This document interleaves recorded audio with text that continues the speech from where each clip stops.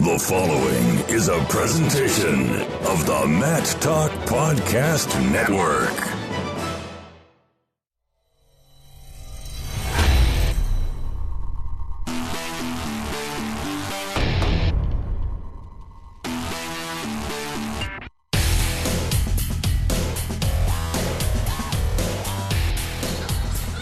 Day 4 here in the Fargo Dome as our men's freestyle has concluded with the junior finals. Our junior women have taken the mat today.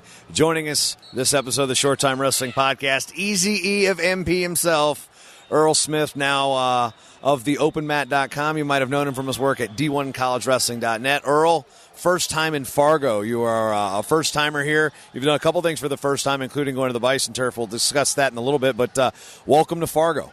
It's amazing. I think we already talked about, the first day, the first session, it was like a ice cream headache, just overload. I want to watch this mat, and then there's another guy on 11, then there's someone else on 17, and then you just don't end up watching anything because you want to watch 8 different guys at the same time. But it's been awesome.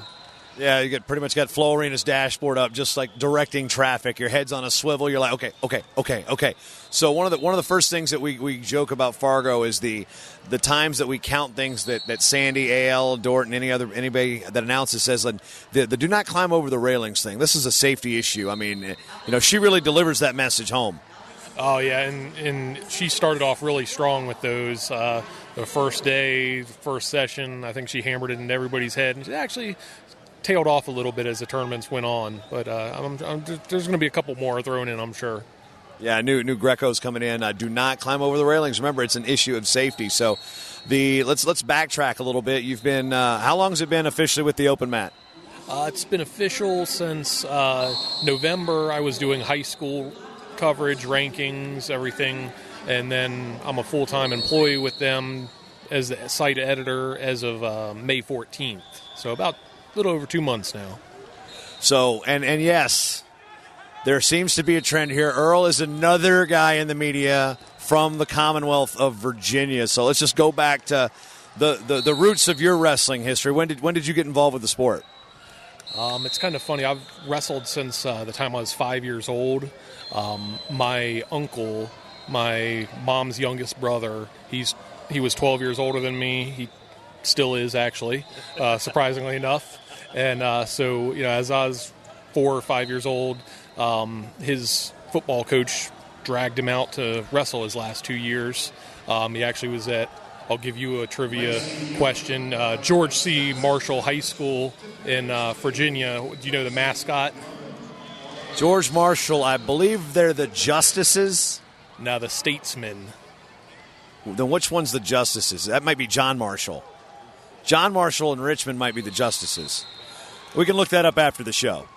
So, anyhow, he took me to his practices. I'd roll on the mats and stuff, and I just went up to my mom and said, I want to wrestle. And my kind of 5-year-old way of thinking, I liked WWF, and so I kind of thought that high school and college was like a minor leagues for WWF. It doesn't really have much logic there, but, so it was my decision to join the wrestling team at 5, and I think that's why, to this day I'm so crazy about wrestling. It's because, I didn't have a dad or anybody that, was pushing me into the sport and crazy about it. So, it kind of took off from there.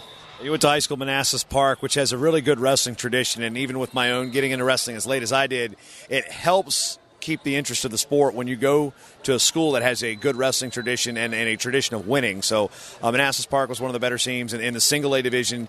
Now there's like 15 divisions. We don't even know. I think Manassas Park and Poquoson are nowhere. Manassas Park may be bigger than Poquoson now, right? I don't know, but it was. How much did the success of the high school program really kind of keep you involved in the sport and keep you interested? It's funny because the 4 years I was in high school was a bad stretch for us. I think from the time I was in 7th grade until the year after I graduated, we didn't have a state finalist. So, with that tradition, we all wanted to be that guy to be in the finals. And I placed once and then was injured my senior year. So actually my best friend, Brett Jenkins, was a state champion the year after I graduated. And, his uncle, Greg Jenkins, who probably know him as a referee in Virginia. He was our first state champion, and so we did have a tradition. We did want to kind of do our part to uphold and restore, being relevant at least. In that era, and Earl joked before we started, it's going to be about 2 minutes of Fargo, about 15 minutes of Virginia. And I'm still just laying some groundwork here because rivalries and things like that really help grow the sport. You talk about the strongholds of District 11 and District 3 in Pennsylvania. And in Virginia in that era, the stronghold in AAA, the big schools, was down in the southeastern part of the state, Virginia Beach, Chesapeake, to a lesser extent the peninsula. Then in AA, it was Region 2 along the I-81 corridor, and Region B and Single A kind of followed that. It was not exactly huge population centers, but, Region B, it was Manassas Park, Brentsville, Clark County came on the scene. They started really winning. Region B was kind of like the District 11 of Single A, Virginia. It was, and I'm glad you left out the one school that I disliked the most, and that was Strasburg. I don't like the color purple because of them. I'll go off track for a second. I was going down to the Bristol racetrack with a couple of my friends some years later after college, and my car was running low on gas, and we were approaching Strasburg. And so my friend told me I should get off to get gas there, and I said, no, I am not going to that town to fill up my car in Strasburg. I said, Woodstock is 3 miles down the road. They have a Sheetz right off the exit. I'll be perfect. I'll even push the car until we get there. And it just so happened that one of the friends that was in my car 2 years later calls me up and says how he had to stop at the Strasburg exit to get food or gas, and he ended up with a flat tire. And I'm like, hey, I told you, don't go to that place, man. So yeah, it runs deep, and Brentsville was a dominant team at the time, and we were always chasing them. So then I got into coaching at Manassas Park as well. So those guys were the ones we always were chasing. It's funny. I've kind of a similar experience off 81, going to the AA, Single A tournament with my friend Billy and my friend, the infamous Cav fan, Lucia Grant from the old Virginia forums, and we tried to get some gas, took a wrong turn, end up in Troutville, which is where Lord Botetourt is pretty close to that, and we ended up on like a back road trying to get back to the interstate, and it was like we were like, dude, is that Banjos? We had to get out of Troutville. So every time I drive by the Troutville sign, I'm like, Troutville. But getting into the media realm, there was my website and Scott Tucker, a guy who was a Brentsville guy who coached at Manassas Park in your era, but the internet really blossomed. Bill Swink's Virginia Wrestling Roundup, and so we had the state covered from the internet standpoint. What really kind of sparked your interest in actually doing something on the web as far as wrestling promotion and coverage? Yeah, your site, Bill and Scott's sites, those kind of sparked my interest a little bit. If we would have had that while I was competing, I probably would have been on the websites too much, and it would have been a distraction. But back in 2007, I believe you were kind of finishing up at Intermat, and you were kind of doing everything, and college was that was what I liked the most. And I just played. I was working at Manassas Park Middle School, so I didn't have anything going on during the summer. I played around building this website, researching everything I can do, and I just felt like college was kind of unserved at that time. Flow wasn't around, the OpenMat wasn't around. There was very little resources and places to go for fans. So I just worked all summer on this thing, and it's funny because I remember it like it was yesterday. The first day I made it live, I sent an email to every coach and SID in the country, and I went out to a place to eat with my wife, Pancho Villa, and I'm normally a quiet guy, but with her, she was kind of like, what's wrong? Because I was quiet at dinner. I talk a lot with her, and I probably wasn't, talking about wrestling and talking her ear off. So I said, okay, well, I didn't even tell her about what I was doing with the website. So I said, okay, babe, I've been doing something all summer, and she kind of looked at me like, where's this going? But, I told her about it, and she said, okay, cool. what are you going to do with it? What are your goals? And I don't really know, but we'll figure it out. So I got home. This was before, emails were synced up to my phone. So I go home, get back on the computer, see if anybody responded to my email. And the first one I saw was from Kerry McCoy. And, Kerry's great guy, polite guy, said, website's really cool. I can tell you put a lot of effort into it. Here's some more information about our team. Here's some, recruits we signed late and a couple other things like that. So, to me, that was like, whoa. That was kind of like, just the spark for it all that, took it to another level. I don't know if I would have got like a email from someone telling me that this is stupid, you're wasting your time. I don't know how that would have went. But, since I saw that first, it took off from there. So coming here, getting caught up now. We're fast forwarding to Fargo.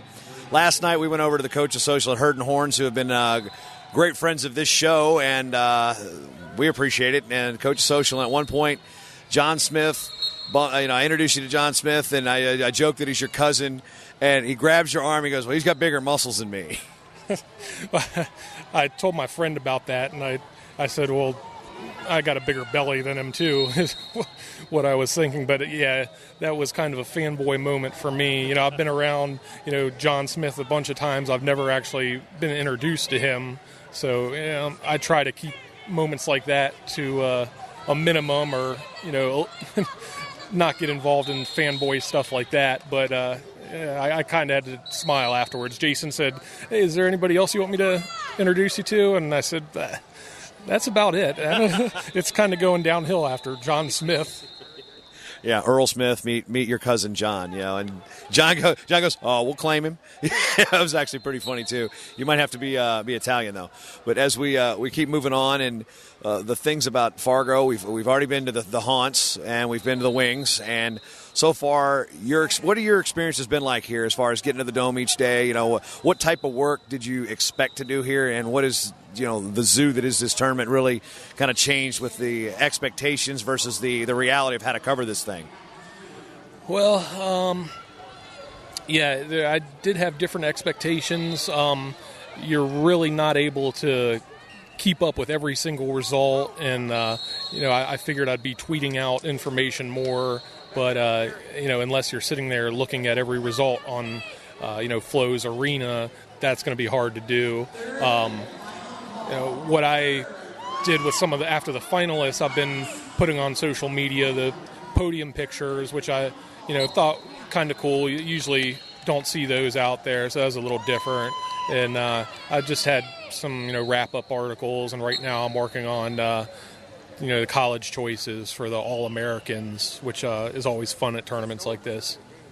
I'm also going to give Earl some credit, too, not just because it's been like a Virginia reunion here, because, Earl comes up and says, hey, is that a record? When was the last time a team had 8 finalists? And I realized that's not in my almanac. And I'm like, well, let's look. Pivot tables come out. I'm like, wow, it's only happened one other time. So somebody who's thinking like, okay, what other milestones can we break? Boom, I know what I'm going to have in the almanac next year, and it's like breakouts and things like that. But as far as there's been a number of coaches that are bigwigs here. So for people that are coming for the first time, you realize there are a ton of coaches from all divisions here, and world teamers, Olympians and stuff. I mean, what's it like to kind of just see them amongst the people?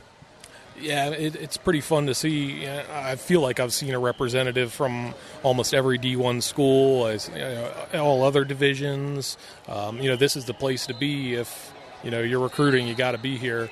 But, it's fun to just stand, Matt's side with, some prominent D1 coaches there.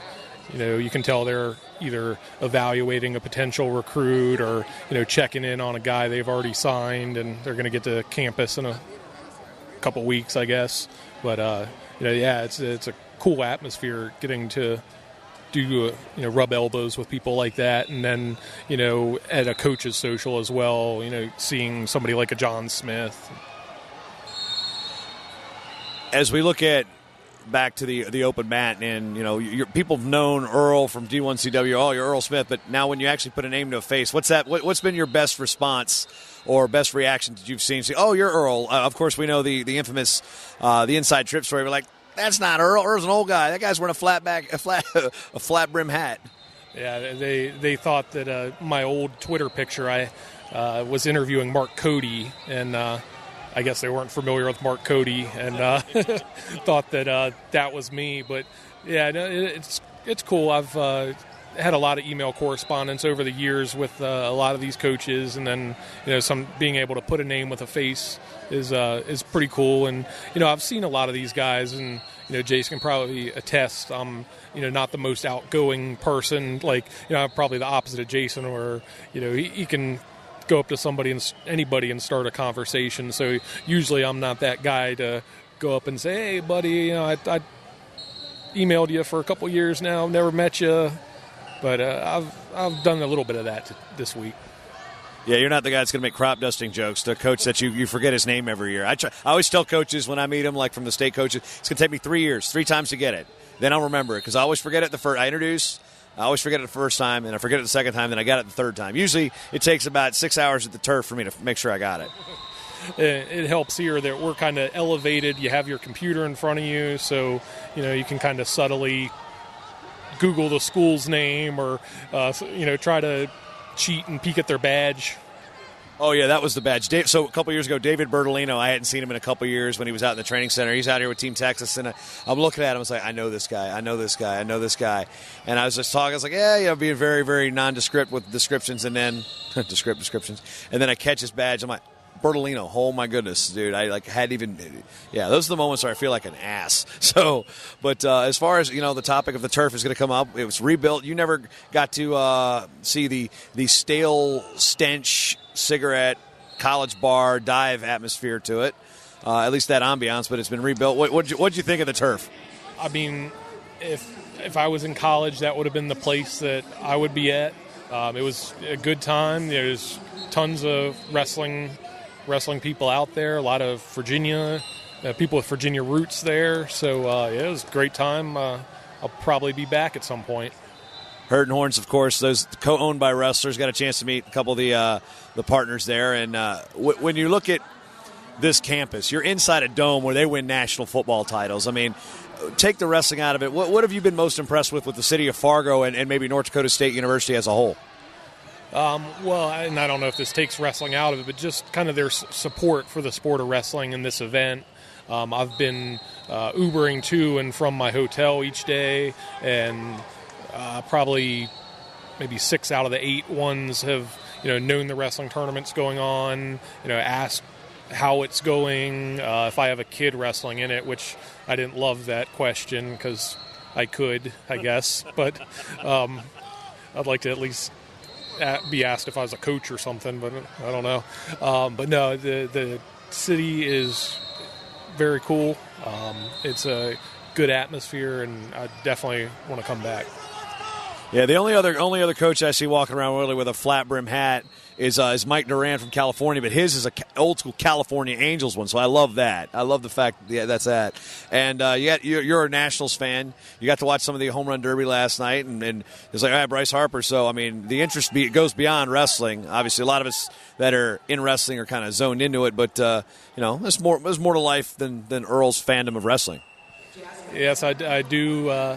Actually, I went to college at Mary Washington, Division III school in Virginia to play baseball. So, I do love baseball as well. That didn't last very long. Translated into a rugby career, which you can interpret that however you want. Oh, yeah, I know a couple people that ended up playing rugby after going to Mary Washington for something else. University of Mary Washington, back then, was Mary Washington College. Trivia question, why did they go University of Mary Washington? I don't know that. So in the college listing of directories, they were next to Mary Baldwin and then schools that were basically women's colleges. They wanted to be listed with University of, so it didn't make it look like, oh, this is a women's college to draw more male applicants. That makes sense, and I think maybe in the 70s they went from being an all-girls school to including males. So I know my grandma, God bless her, she always would get confused between the Mary colleges. She would tell people I went to William and Mary, which is down in your neck of the woods. But, that makes sense. You go with that one. You don't correct Grandma on that one. Yeah. Go Tribe. Yeah. So I'm trying to think of anything else we can throw. I mean, okay, we'll get back to the wrestling here. The raised platform in the middle of this 24. I mean, this is a massive, massive event. I mean, they've changed some things, but you don't know what those changes were. So just overall general thoughts about, the finals competition, how it's staged, the stop sign, the awards. I mean, this is a big thing for a lot of kids, and you're seeing it for the first time. Yeah, it's amazing. We're sitting right here in front of the raised mat, so we're able to see, those finals matches, and there have been some great ones, some really dominating performances. I'm going away impressed with a lot of people I don't want to say necessarily that I didn't know or didn't think as highly of, I guess, before the tournament started. But it's been cool. The awards, they have Marine. One of them was a D1 wrestler for Navy, Scott Steele, giving out the awards, or at least the plaque for the champion, the big stop sign. So that's a special thing. And I don't know, man. It's been pretty cool. In case you're wondering, I just flipped off J.D. Robbins. That's why we had a little pause there now, because that's the thing. It's a brotherhood here. It's a sisterhood. We got the girls wrestling out here right now. So Earl Smith at TheOpenMat.com and at TheOpenMat on Twitter. And what is it? Earl of Tom at Earl of Tom on Twitter. Again, doing the pictures. That's the one thing nobody else is doing on social. So, shout out to Earl there. Earl from, let's see, you're the 540 up there, or is it 443? 540. That's right. A little VA styly, 2 up, 2 down. You got it. I'm doing it. You can't see it on the podcast, and I actually thought Jason was signaling me before when we had that pause earlier. Yeah. Anyway, that's what we got. More from Fargo here on the Short Time Wrestling Podcast. Leave a rating and review. Do all that stuff, iTunes. If you don't know how to get a hold of us, at Jason M. Bryant. But chances are you've listening this long, you know how to get a hold of us. But MatTalkOnline.com, and hey, thanks, Earl. Thanks for having me, JB. Point. The Short Time Wrestling Podcast is proudly outfitted by Compound Clothing. Shirts, singlets, custom gear orders, everything you need. Call up Cliff and the crew at cmpteamwear.com. First time listening? Well, you can change that by going to MatTalkOnline.com/GetShortTime to subscribe on Apple Podcasts or listen on your favorite podcatcher at MatTalkOnline.com/listen. This show is part of the Mat Talk Podcast Network. For more wrestling podcasts, head over to MatTalkOnline.com.